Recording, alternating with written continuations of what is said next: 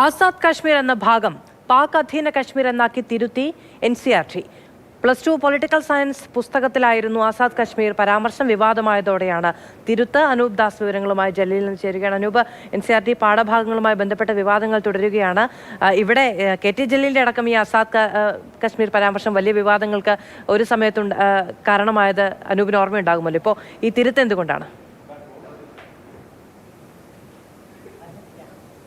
അതെ, ഞാൻ ഈ വാർത്തയിൽ പറയണമെന്ന് കരുതിയ കാര്യമാണിത്.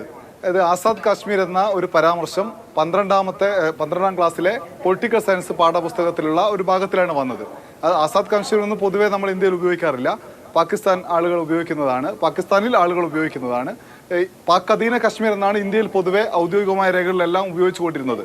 എന്നാൽ പാഠപുസ്തകത്തിൽ ഇങ്ങനെ അച്ചടിച്ച് വന്നതിന് ശേഷം ചില ആളുകൾ ചൂണ്ടിക്കാട്ടി, വലിയ പ്രതിഷേധമൊന്നും ഉണ്ടായിട്ടില്ല, ചില ആളുകൾ ചൂണ്ടിക്കാട്ടി, അതിനുശേഷം അതിന് പിന്നാലെ തിരുത്തലുണ്ടാവുകയായിരുന്നു. നേരത്തെ KT ജലീൽ ഒരു യാത്രയുടെ ഭാഗമായി കശ്മീരിലൊക്കെ പോയി വന്ന് തിരിച്ചെത്തി ഒരു ഫേസ്ബുക്കിൽ ഒരു പോസ്റ്റ് ഇട്ടപ്പോൾ അതിൽ ആസാദ് കാശ്മീർ എന്ന പരാമർശം ഉണ്ടായപ്പോൾ അതിഭീകരമായ ആക്രമണം അദ്ദേഹത്തിനെതിരെ ഉണ്ടായിരുന്നു.